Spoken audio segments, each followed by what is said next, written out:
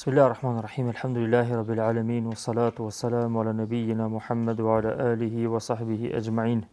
Allahun azza wa jalla falenderojmë për shëndetin e përzemërt të pejgamberit sallallahu alaihi wasallam.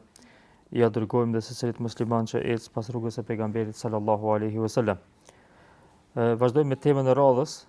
Në dersën e kaluar filluam me i tregu ose me i shpjegu lutjet që thuhen gjatë haxhit ose umrës, që i ka sjell autori në këtë libër, Allahu e mëshiroft.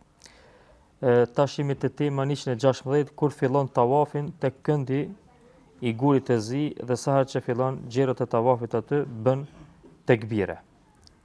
Pra, pejgamberi sallallahu alajhi wasallam, siç e dim pe praktikës së tij që është transmetuar në shumë hadithe, kur ka filluar tawafin në drejtim të gurit të zi, që është ajo stacioni ose me thonë ai kufini ku fillon tawafi, ka bërë tekbir, ka thonë Allahu Akbar.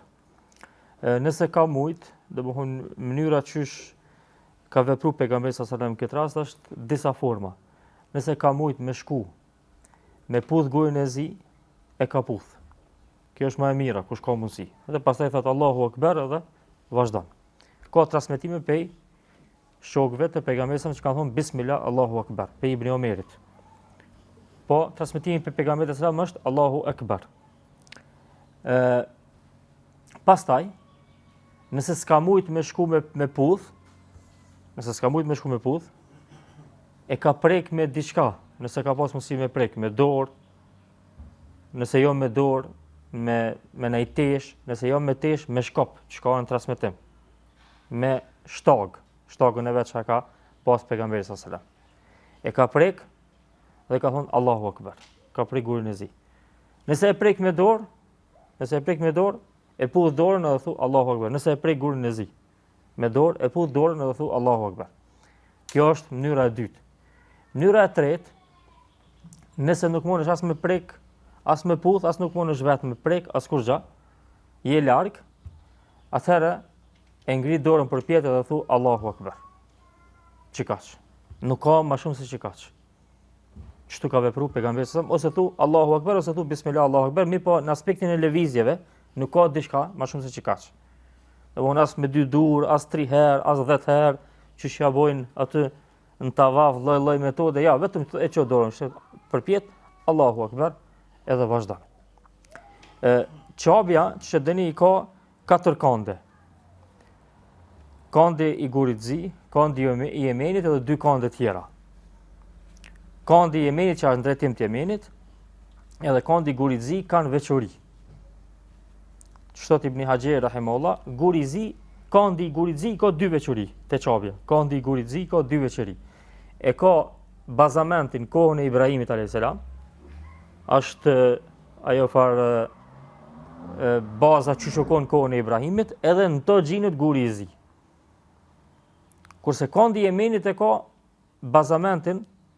vetëm bazamentin e ka në kohën e prej kohës e Ibrahimit. Domthonë është i njëjti kanë që ka ndërtuar Ibrahimi alayhis salam për herë të parë, por normalisht nuk ka diçka në i veçori tani tjetër shka, veç që kjo është. 2 kande tjera s'kan kënjë farë veçorie. Domthonë është çabja, po nuk ka në veçori specifike. Andaj në bazë kësaj na dhe e dim pastaj çka me vepru, ku shkojmë çave.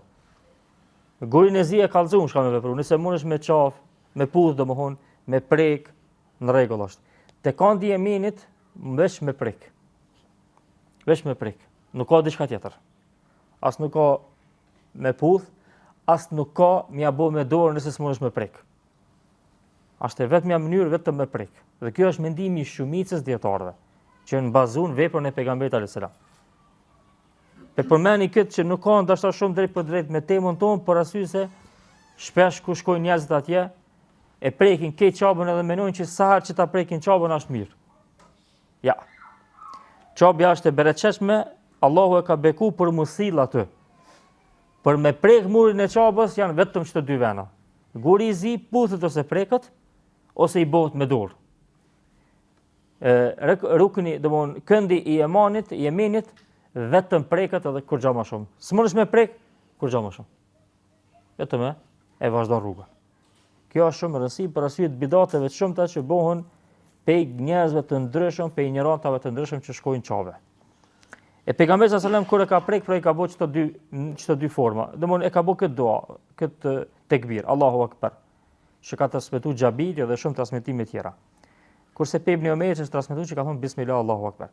Dhe kjo është sunet i pejgamberit sallallahu alajhi wasallam çdo herë kur ka pa diçka të madhe, diçka madhështore. Ndonjë mrekulli në krijimin e Zotit, që është çabja, që Zoti e ka bërë vend, domthon të adhuruar, vend të adhurimit prej se e ka kriju tokën. Edhe çashtu ka mbetë, çashtu ka mbetë deri para ditës Kiametit.